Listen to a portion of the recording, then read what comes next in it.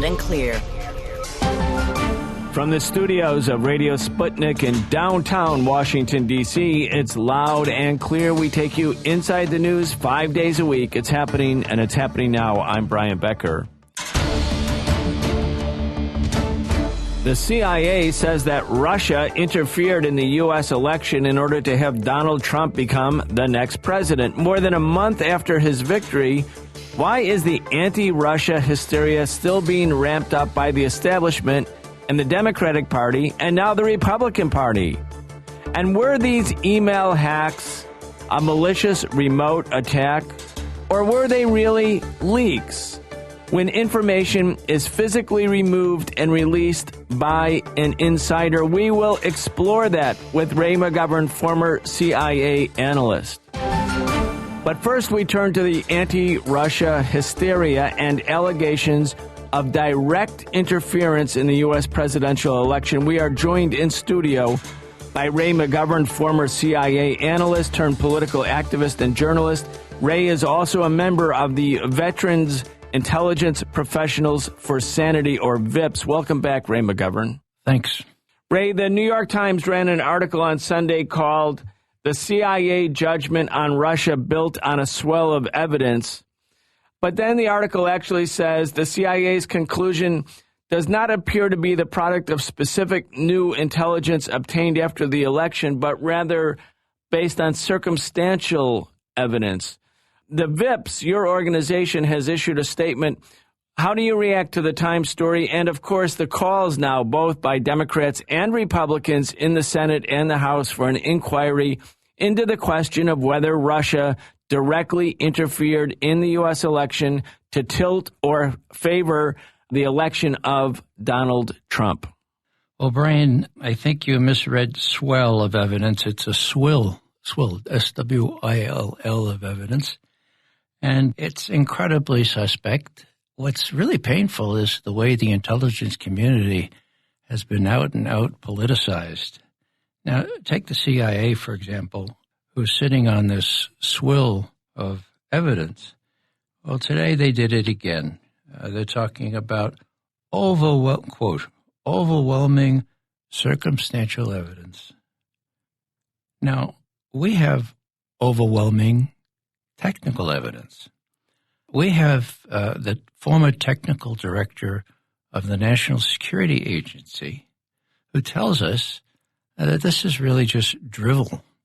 This is really just an operation to blacken the Russians and to blame the defeat of Hillary Clinton on the Russians. Why do we say that? Well, NSA has the capability, and uses it all the time, to find out who's sending what emails to whom. Can they do that in all cases? The answer is yes, they can.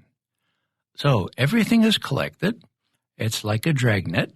Everything on this planet is collected, and if it's not within this country, we have our allies, the Five Eyes, and 7 or 8 other cooperative intelligence services that pick up where we leave off. And so if there is evidence that the Democratic National Committee or Hillary Clinton's or any other emails has been hacked, NSA has that. Now, you don't have to rely on McGovern for that. Rely on the former technical director of the NSA. His name is Bill Binney.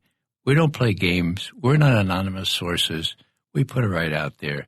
We tell it like it is. And so this whole thing is artificially contrived for a whole set of reasons, to explain why Hillary lost and to put a poison pill in Trump's attempts to create a decent relationship with Russia. Peace, after all, is very, very bad for business. And tension is pretty good for business. So is war. So these people stand to lose a lot. A lot of people are going to be canned in this city, and this is their last gasp to make their presence known, to try to excuse their behavior, and to pin all these kinds of things on the Russians. It was a leak. It was not a hack. Now, what's the difference? Well, we spell that out in this memo for people who, like me, are not really technically adept. A leak is when someone physically takes data out of an organization and gives it to some other person or organization, like Ed Snowden did, like Chelsea Manning did. It's really hard to detect because there's no electronic signature. Now, a hack, and this is where NSA can collect everything and knows everything about all these emails, that's when somebody in a remote location electronically penetrates systems, firewalls, cyber protection systems, and then extracts the data. Now, all the signs that we have, and these are technical experts with hundreds of years of experience, indicate that it was leaking, not hacking. If hacking were involved, NSA would know about it, and so they would also know the sender and the recipient.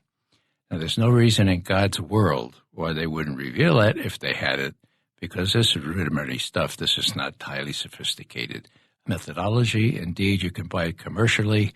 They're called trace routes. They trace the origin and the destination of everything on the Internet. So what your statement is saying, and what William Binney is saying, he works with you in the veterans group, the Veteran Intelligence Professionals Group, VIPS. And he's been on this show, Ray.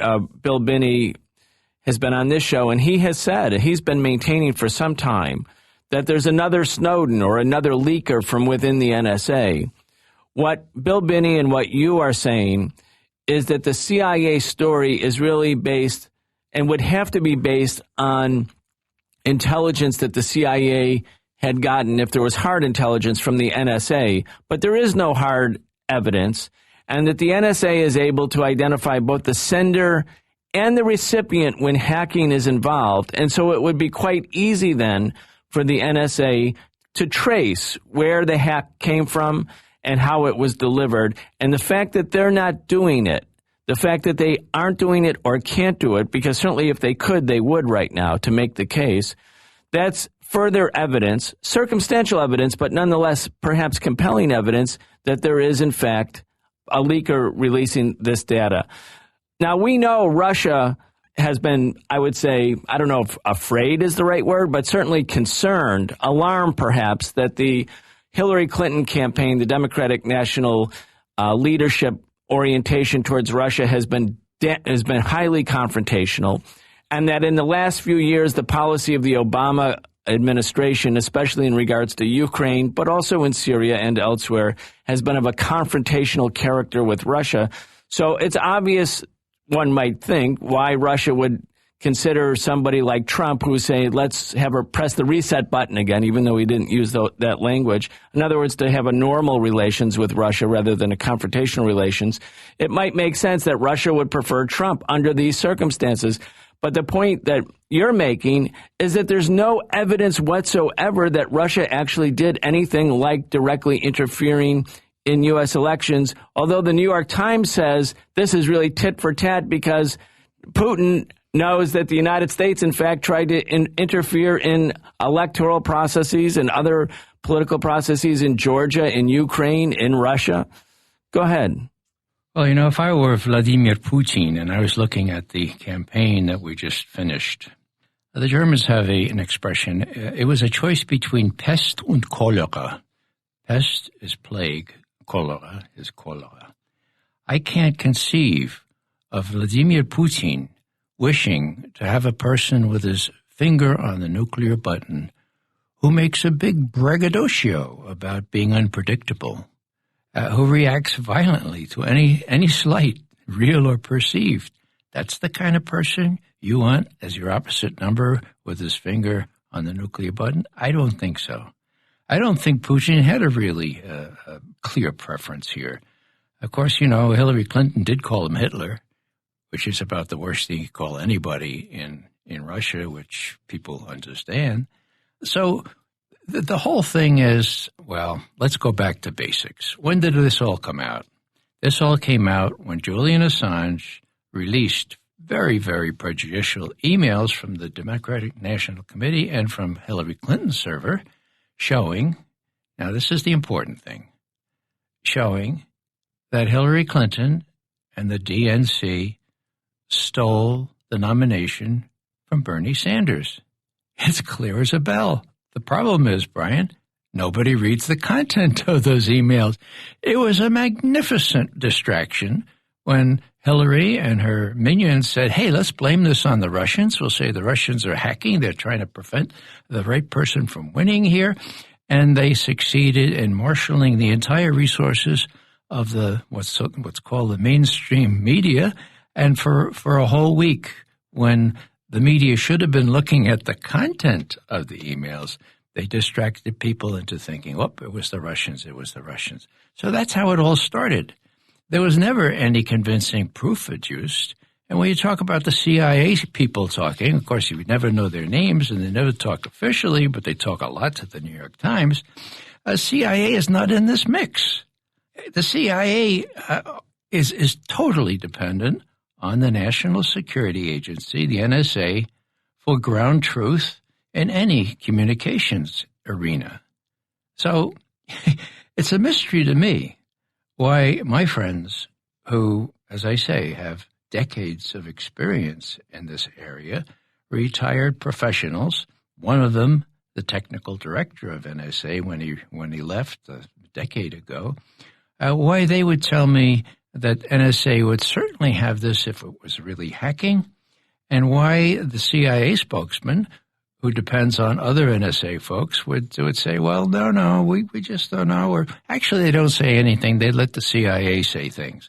So it's patently obvious that the CIA and others have this mission to accomplish, fully cooperated in by the mainstream media, to make it appear that the Russians not only are really bad people, not only have threatened us all over the world, but actually had a preference in our election and determined the outcome, namely Donald Trump.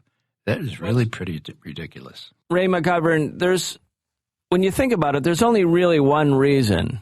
Of course, that's never true. There's always more than one reason for everything. But the point that I'm making is that there's one real reason that Hillary Clinton is not going to be taking the oath of office on January 20th. And it doesn't have to do with Russia. It has to do with the fact that the U.S. uses the Electoral College as the system for selecting the president because she won the election. She's ahead by 2.5 million votes. It's been 150 years since there's been this kind of disparity between the popular vote and the Electoral College. She didn't win the votes in the right places. She lost by 10,000 in Wisconsin or 12,000 in Michigan, a little bit more in Pennsylvania. In other words, she lost in some battleground states. But the national polls predicted that she would win by around this margin, and she has, in fact, won by this margin. So why not? I mean, doesn't it just seem obvious to you that Hillary Clinton would be president except for the Electoral College? So, in fact, how did Russia actually change the outcome? Is the idea that Russia reached into battleground states, into Wisconsin, into Michigan, into Pennsylvania, into the industrial heartland, which have been cities and communities that have been hollowed out, and that many of them voted for Obama in 2008 and 2012, but this time voted for Trump because they bought his message that he would bring jobs, et cetera, et cetera. I mean, that's the real reason Hillary Clinton's not becoming president. But in fact, this gets lost in the anti-Russia hysteria right now. Well, the statement issued by James Clapper, the National Intelligence Director, and by the head of Homeland Security indicated that it was, in their words, highly unlikely that any hacking, and especially Russian hacking, could affect the machines or the outcome in local or state elections. So you can rule that out. Even people who are now saying, well, they may have hacked into other things, do not claim that where the shoe hits the ground that the Russians were able or even capable of doing that. So it's a charade here, and it's a last gasp by an establishment that, we're a month after the election now, they still haven't been able to come to grips with the fact that a lot of them are going to lose their jobs, a lot of them are going to be canned, and some of them are fearful that Trump might hold them accountable, unlike Barack Obama, for some of the crimes they've committed. So this is their last gasp. They're trying to do Trump in, and the way they do that is say, whoa, he's going to play footsie with the Russians. Look, he says he likes Putin. It's really a canard, but that's all they have at this point. Ray, what's happening now in the aftermath of the CIA report, or the New York Times report about the CIA report, is that Senator Mitch McConnell, Republican of Kentucky and the majority leader in the Republican Party, in Trump's party, said on Monday that he supported congressional investigations of a possible Russian cyber attacks to influence the American election. That, of course, sets up a potential conflict between McConnell and Trump. But he's also joined by Richard Burr, the senator from North Carolina, the chairman of the Intelligence Committee, Senator John McCain of Arizona. This is going to be a bipartisan effort now, at the same time that all of the media not all the media reports, but primary media reports are demanding further investigations into Russia, like Russia is taking over the United States. I mean, it's really amazing. It seems to me, I mean, you have a lot of experience with the Cold War. We're hitting a stride here, which is almost unprecedented in terms of hostility, and also something, a throwback to the House of Un-American Activities Committee. If you say anything, even like, let's be friends with Russia, that makes you a suspect. That makes you a possible Russian agent. Well, that shows the depth to which the mainstream media has sunk. You mentioned some senators, but the head of the House Intelligence Committee, Devin Nunes, from California, has said, I haven't seen anything yet. I haven't seen anything that's persuasive that the Russians hacked into anything. So we're selling a lot of airtime. We're selling a lot of advertisements. We're making it possible for a lot of people like McCain and Lindsey Graham and others to make big noise. But as I said before, this is their last gasp. When Trump comes in, and you know, there are some people that are suggesting they're trying to prevent Trump from coming in. That's very serious. Yeah. That's very, very serious. So what I would look to is, what are our armed forces doing? What are our organs of state security, as we used to call them in the Soviet Union, doing? In other words, is it at all possible that these pundits, these radio TV people, and these Congress people could actually think that they could mount some sort of a putsch or some sort of a coup to prevent Trump from taking office? You know, that's so beyond the pale for me that I don't even want to think about it, but some very serious people are thinking about it. And if that were their intention, this could be the prelude to that kind of action. Okay, we're going to have to leave it there. We've been talking with Ray McGovern. Ray is a frequent guest here at Loud and Clear, as well as many, many other media outlets. He's a journalist. You can read his writings at raymcgovern.com.